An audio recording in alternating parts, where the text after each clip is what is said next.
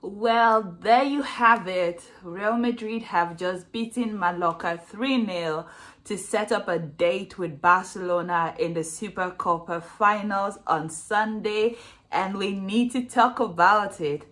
Hi guys, welcome back to the channel. I am so excited to be here once again to talk to you guys. It was a good game against Real Madrid and Mallorca. Real Madrid come away 3-0 winners with 2 late goals to make it a flurry. And what happened in this game? Already from the beginning, we could see that Real Madrid had intent. Real Madrid started with so much energy. Granted that this was a game we expected them to win.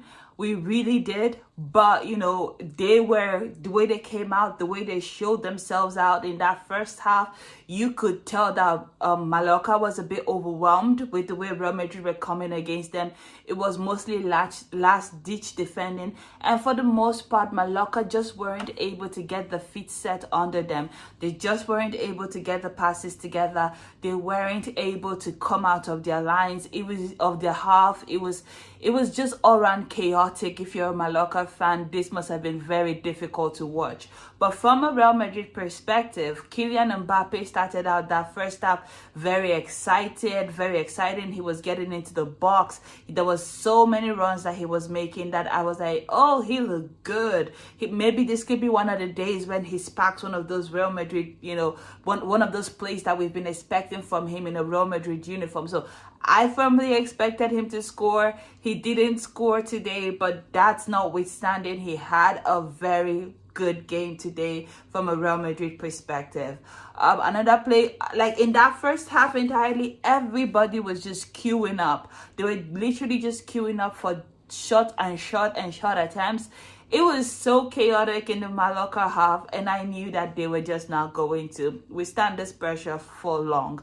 Now, it was surprising for me to see Mallorca get into the half, on 0-0. If you're a neutral, you were thinking, we've seen matches before where teams don't play particularly well, but somehow fortune favors the brave and they're able to steal a 1-goal with lead and hang on for the death. So you always wondered, would Real Madrid be able to come out like the cream to the top that they are, or will Mallorca be able to steal the show and shock everyone, including those betting?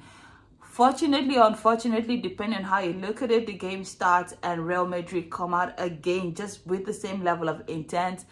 I have to keep on laughing because there were so many one-on-one personal duels that was going on in this match that was so funny to me. I think the one with Vinicius, and I forget the name of the Mallorca player, but they had such one-on-one duels together. It was just hilarious throughout.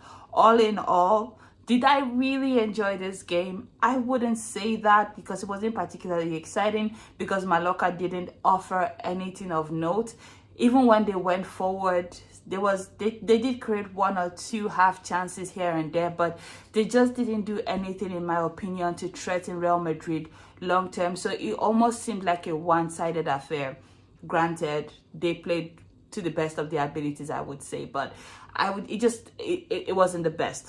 It wasn't best game today, but oh well.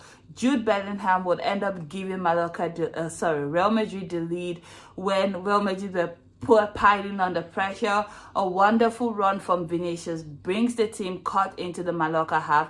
He squares it back. I think Rodri had a header that hits the bar. I don't know if it's Bellingham, but someone definitely had a hit and the keeper saves it. And at this point, I was looking at the Mallorca keeper like, if you come out of this, you are him. But unfortunately, he didn't, because Jude Bellingham was right place, right time, with a lot more confidence and calm, unlike the rest of the people around him, to slot home the ball for the win. And sometimes you were like, okay, this is what we've been expecting. We knew Real Madrid was going to win this. It was just a matter of time. But to their credit, Mallorca just started to, come on. They started to grow in confidence, but not really at the same time, if I'm being really, really honest with you. It was more like, they were trying their best. They were doing their little runs here and there, but nothing of note that made any sense. And sometimes I thought maybe it's going to end in a 1-1 draw, but Mallorca totally collapsed at the back in the 80-something minute. I wasn't even sure what that player was trying to do. Well, I do. He was trying to clear the ball. It was just an accident. Real Madrid were piling on the attack, like I mentioned. He tried to clear the ball. I mean, it was gonna go to. It was either he made that intervention or Kylian Mbappe was gonna get to it. He tried to clear it, and unfortunately, he cleared it straight into his own net.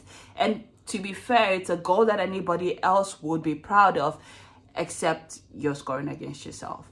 And at this point, I'm thinking, oh, okay, cool. And then to top it off, there was this beautiful cross into the box. I don't know who put that cross in right now, but Rodrigo was right place, right time to slot it home for Real Madrid start. And this set up their date with Barcelona on Sunday during the Supercopa finals. From a Barcelona perspective, if you watch this game and you saw how Mallorca collapsed, especially in the 80-something minutes and there on after, you would be thinking to yourself, or you are all Barcelona fans, you'd be weary knowing that Barcelona have had these situations of late where they tend to concede late goals. And you might be thinking of that Celta Vigo game where they were 2-0 up and unfortunately ended up drawing the games.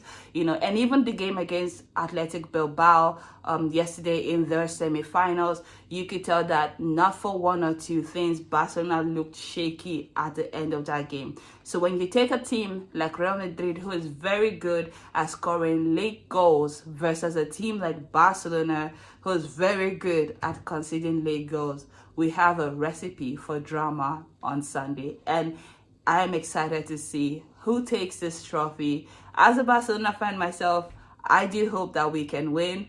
But anyhow, the major thing I want to see is good football at the end of the day. So if you're a Real Madrid fan, let me know how you feel about this win. Are you excited? Let me know if you think you guys are going to win on Sunday. I want to hear how you're feeling, how you're doing after this win by your team. Let me know in the comment section what you know. But until next time, bye guys.